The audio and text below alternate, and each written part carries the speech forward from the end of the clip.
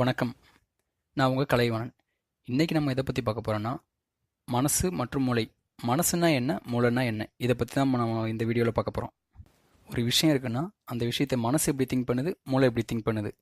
Next, அந்த விஷயத்தை மூளை சொல்கிறது கரெக்டாக, மனசு சொல்கிறது கரெக்டாக. எந்த விஷயத்துக்கு நம்ம மனசு சொல்கிறத கேட்கணும், எந்த விஷயத்துக்கு மூளை சொல்கிறது கேட்கணும், இதை பற்றி பார்க்க போகிறோம். இன்கேஸ் நம்ம அதை மாற்றி மாற்றி கேட்டால் என்ன மாதிரி பிரச்சனை நம்ம போய் மாட்டிக்கிறோம், அந்த பிரச்சனை இருந்தால் நம்ம எப்படி வெளில வர்றது, இதை பற்றி தான் இந்த வீடியோவில் நம்ம முழுசாக பார்க்க போகிறோம். இந்த டாபிக் பற்றி நான் பேசுறதுக்கு முன்னாடி உங்ககிட்ட நான் ஃபஸ்ட்டு ஒரு கேள்வி ஒன்று கேட்டுறேன்.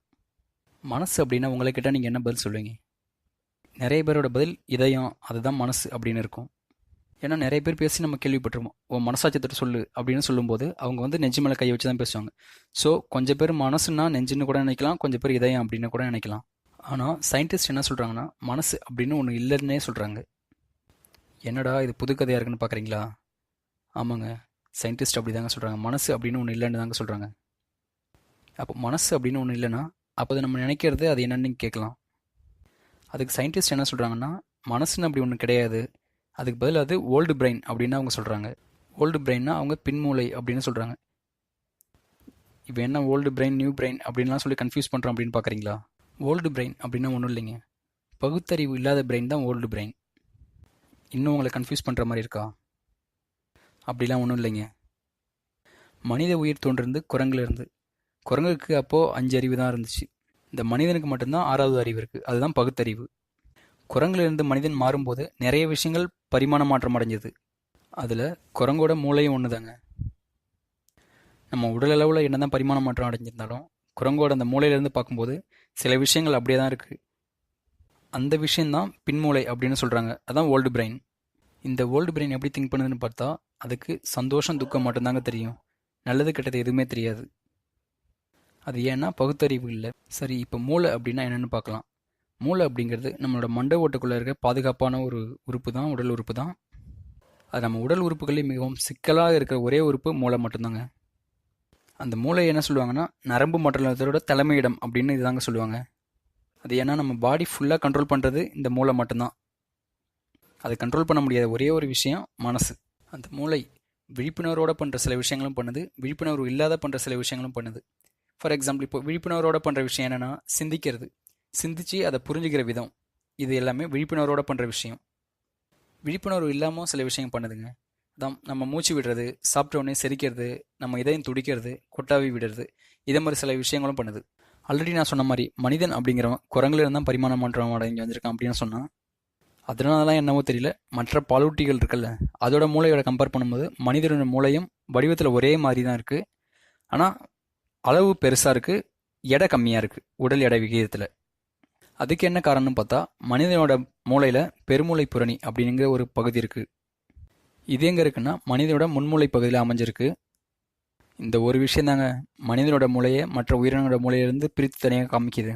இந்த பெருமூளை புரணி என்ன பண்ணுதுன்னா நம்மளோட பகுத்தறிவு சிந்திக்கிறது, சிந்திச்சு நல்லா திட்டமிடல், நல்ல பிளான் பண்ணுறது, கற்றறிதல், நிறைய நம்ம படித்து தெரிஞ்சுக்கிறது, இதை மாதிரி விஷயங்கள் எல்லாத்துக்கும் காரணம் இந்த பெருமூளை புரணி. இதனால தான் நமக்கு மனுஷனுக்கு 6வது அறிவு இருக்குது. இப்போது மனசு அப்படின்னா என்ன, மூளை அப்படின்னா என்ன அப்படின்னு உங்களுக்கு புரிஞ்சிருக்குன்னு நான் நினைக்கிறேன். சரி, இப்போ ஒரு விஷயத்தை மனசு எப்படி திங்க் பண்ணுது, மூளை எப்படி திங்க் பண்ணுது அப்படின்னு பார்க்கலாம்.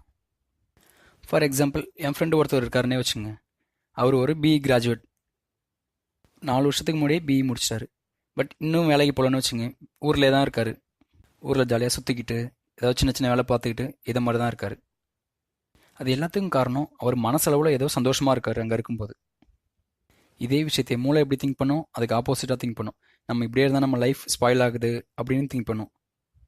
கரியர் க்ரோத் இல்லை, நம்ம என்ன பண்ண முடியாது வாழ்க்கையில் அப்படிங்கிற சில விஷயங்கள் நிறையா திங்க் பண்ண ஆரம்பிக்கும்.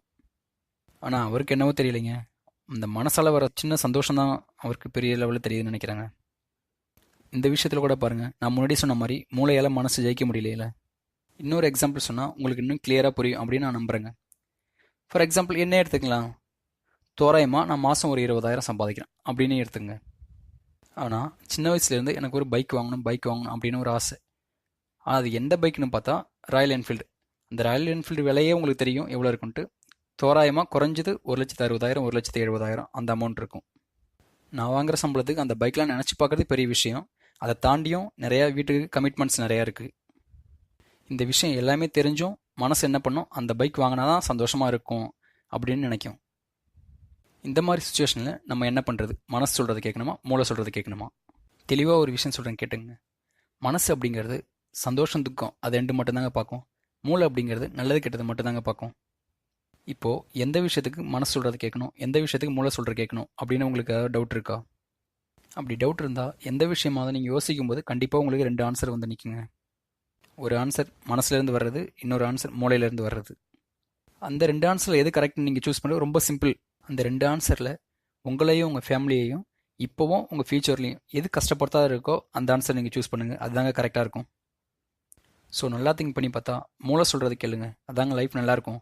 பட் சந்தோஷமாக இருக்குமான்னு தெரியல, லைஃப் நல்லாயிருக்கும். அப்போது மனசு சொல்கிறத கேட்கவே கூடாதா அப்படின்னு கண்டிப்பாக உங்களுக்கு கேள்வி எழலாம். கேட்கலாங்க. அது எப்போன்னா, உங்களையும் உங்கள் சுற்றி இருக்கவங்க எந்த விதத்துலையும் கஷ்டப்படுத்தாத இருக்கணும். அந்த டைம் மட்டும் மனசு சொல்கிறத கேளுங்க. ஏன்னா மனசு சொல்கிறத கேட்டால் தற்காலிக சந்தோஷம் மட்டும் தாங்க கொடுக்கும். மூளை சொல்கிறத கேட்டால் ஃப்யூச்சர் ஃபுல்லாகவே நல்லா இருக்கலாங்க. இந்த வீடியோவில் நான் சொன்னது உங்களுக்கு கிளியராக புரிஞ்சிருக்கும் அப்படின்னு நான் நம்புகிறேன். இந்த வீடியோ உங்களுக்கு பிடிச்சிருந்தா லைக் பண்ணுங்கள், ஷேர் பண்ணுங்கள். பிடிக்கலைன்னா என்ன ரீசனால பிடிக்கல அப்படிங்கிறத தயவுசெய்து கமெண்ட் பண்ணுங்கள். பட் மறக்காமல் அந்த சேனலை சப்ஸ்கிரைப் பண்ணிவிடுங்க.